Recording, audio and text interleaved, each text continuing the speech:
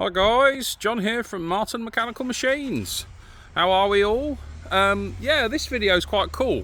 I'm running a classic car event at a Village Fete, and we're just about to start sort of setting up. Well, I've started setting up, so I've got start of the cars that have come in. I think we're probably looking at maybe about 50 cars today, something like that.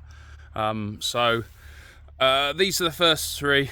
My two are sitting here, but you've seen those that many times that I thought really you want to see the others. So yeah, we've got these two. So the red one is a 1986 Mark 1 MR2, 1600 twin cam.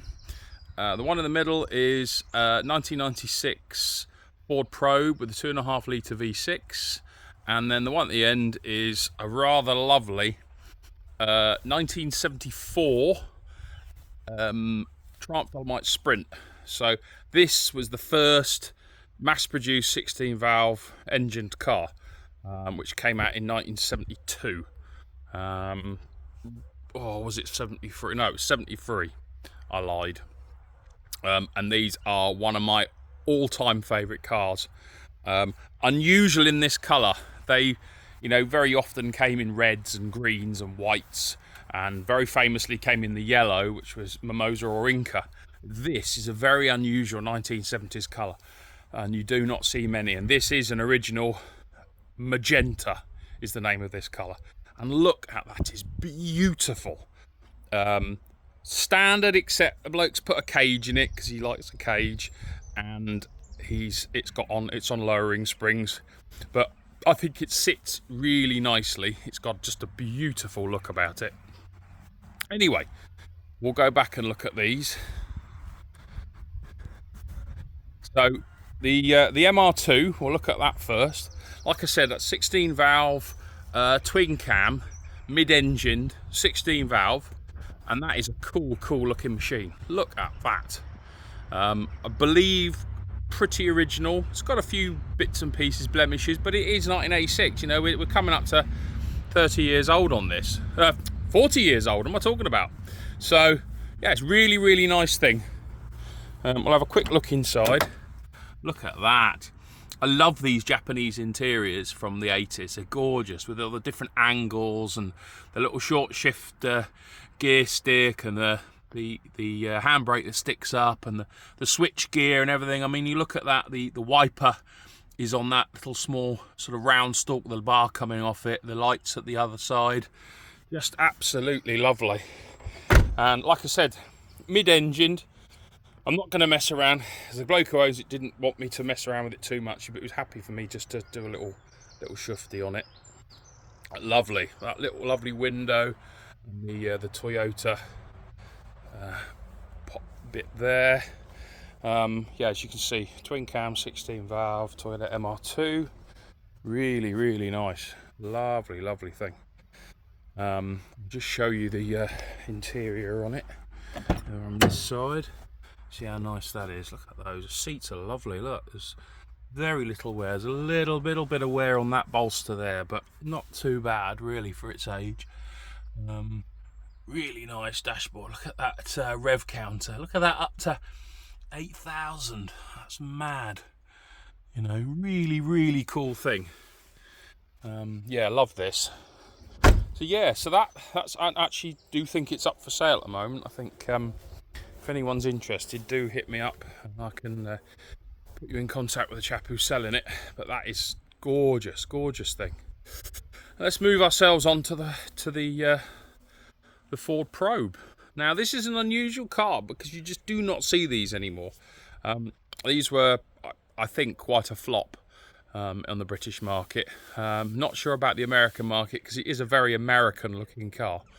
I don't know if American watchers have seen many of these in America or other countries. Actually, I don't know if these are exported to South Africa or places like that, but it's a cool thing with a pop-up headlight. Very similar to the MR2 with pop-up headlights.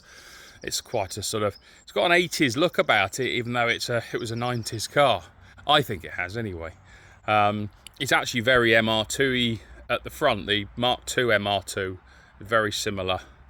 Yeah,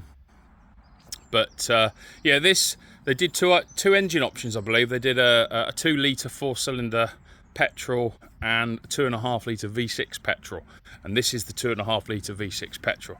And it's a cool thing. It's a really cool thing, and there aren't many of them around. Unfortunately, while being stored over the winter, it's had a car cover on it, and it's damaged the lacquer. The lacquer I don't know, moisture got in or whatever, but it's damaged the lacquer, which is a real shame on it. But you know, unusual thing with the rear lights. Very odd thing. So I say the lacquer damage is quite bad, unfortunately. And then in here, it's not very clean at the moment, but it's good enough. 107,000. Yeah, it's nice. It's a big, typical, very Ford of this period. Big, comfy leather seats.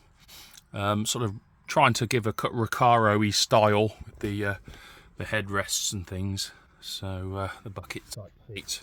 But yeah, it's a cool thing. And like I say, you do not see these. You just do not see these on the road in this country. They rotted badly, and we salt our roads, and they basically rot away. So this is it's just one of those. It's one of those cars that just wasn't very popular. There was also the Cougar, which came out around the same kind of time and went on into the early 2000s.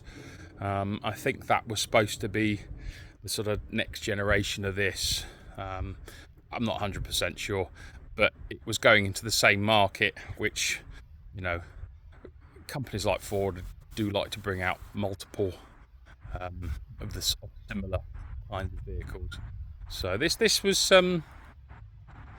yeah, I think it's quite underrated. I like it. I've always liked it, and actually having a chance to drive it this morning and see it, it's just different.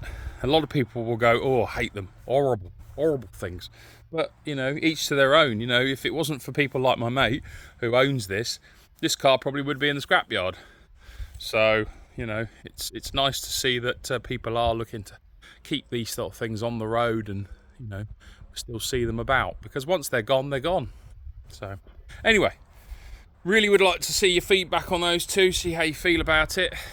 And then on to, for me, the pièce de résistance. What a crap French accent that was. Anyway, this, look at it. I mean, it just has such presence. I mean, these were huge. I mean, in the day, these were a really, what people always thought, these are a really big car. You put them next to something modern now, and they're tiny. They really are small. Like I said, it's the first mass-produced 16-valve engine. These engines were a slant, so they're sitting on an angle, almost like half a V8. People say the Stag engine was basically two of these engines bolted together. I'm not going to go into that. My opinion is no, they weren't, but a lot of people will say this. Yes, they are. But it's a cool engine. Developed with Saab, I believe, the engines. And then they had the 16-valve head put on them. And these were pokey. I mean, in 1973, this was 127 horsepower, which I know people will say, 127 horsepower, that's not a lot. And especially in America, when you guys are running like, you know, V8 350 cubic inch V8 and like 460s and stuff like that, and, you know, with 500-600 horse. But we didn't have that in this country. We didn't really have many things with great big V8 engines, you know, bar the Rover P6 and the P5 and things like that did have the 3.5 litre Rover V8. These, you know, these standard saloon cars, this was pretty standard, 2 litres or you know, maybe a straight 6 in it. But so 127 horsepower was a lot, and these were quick. I mean, these were doing, I think, 0 to 60 time on this was about 8.5 seconds. 8.5 seconds in 1973 was blistering. There wasn't much on the road. BMW had the 2002 Ti. I mean, they were pretty pokey, and they were along there. And the maybe Escort RS2000, maybe the Droop Snoot Forenza, they were pretty pokey as well. But always for me, these, I just love them. I just think they are absolutely superb. And this has just got a lovely, and it's got a lovely stance to it. Sits really nicely, and the purple paintwork I love, or purple magenta paintwork, is just glorious. It's just absolutely glorious. I love it. I've always wanted a Triumph Stag in this colour. I've had a Triumph Stag. I had one in royal blue, sold that a long time ago, and I always hankered for another, and the prices unfortunately have gone completely off the wall on them. So, you know, but let's have a quick look inside. Oh, look at that dashboard. I just love it. Love it. I had a 1977, or was it a 76? No, it was a 79 1850HL with a slant engine in it, which I loved. And I just love the dashboard on the wood. I love this. This is the knob for putting your lights on.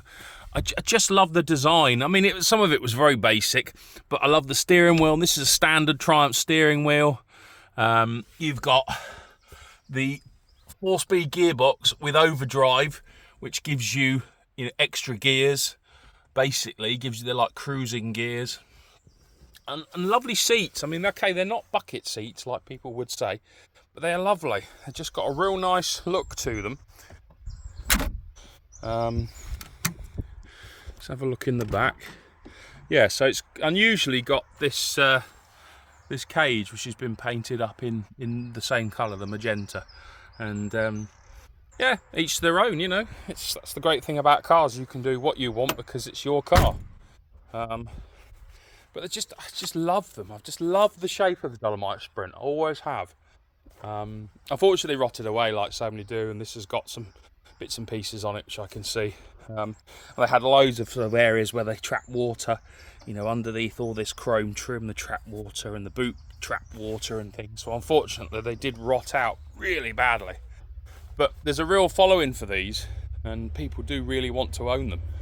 And you could buy the lesser versions of these, the same body. They did a 1300, a 1500, the 1850, and then the top of the line, which was the 2-litre 16-valve Sprint, which I'm sorry, I know I'm getting very excited about it, but it's just gorgeous. It is absolutely gorgeous. And we'll just open the door from this side, and you get another view in. And actually, one view I do. That door doesn't seem to open. Let's go around here. One view I always like is looking from the back to the front. Look at that. Just wicked. You can just get that sort of idea of what it would be like sitting in the seat and enjoying it as the driver. Let's move forward a little bit, so where your head would be, sort of there. I mean, look at it. Just superb. Just absolutely superb. So yeah, there it is. Very cool cars, really cool cars. We've got more expected today, and I'm hoping when the day quietens down, I'll try and do some more videos of the other cars that are turning up, because we're getting some pretty cool things today, some supercars as well, some McLarens and things like that. So yeah, we'll see. But I hope you like this video, guys. I think this is what people want more of. They want more of the car stuff. I think you get a bit bored of seeing me just prattling about with lawnmowers and such like, but I'm trying to. We've just had such poor weather this year. We really have. Every weekend has been pretty wet. This weekend, I'll show you the sky. Is looking a bit on the miserable side as well, but I'm hoping it will clear up for this afternoon and we'll have a really good show, and these cars will get a lot of attention from a lot of people. So yeah, I'll just sneak the 205 in, and the van at the end as we pan out. But yeah, I hope you like them. Please like and subscribe, tell your friends. Let's try and build the channel, keep going. We're at 391 subscribers, and if we can keep that going, that would be absolutely superb. Just build and build and build, and you will see what the rest of the year brings, and into 2025, and see what cool things we can get on the channel. And yeah, Thank you so much for your support, and hopefully if we can get up to the sort of 500 plus thousand subscribers, that kind of numbers, then I can start thinking of, you know, offering t-shirts and merchandise and things for the channel, and you know, and really growing it. So thank you very much, guys, and I'll see you on the next one. Bye for now.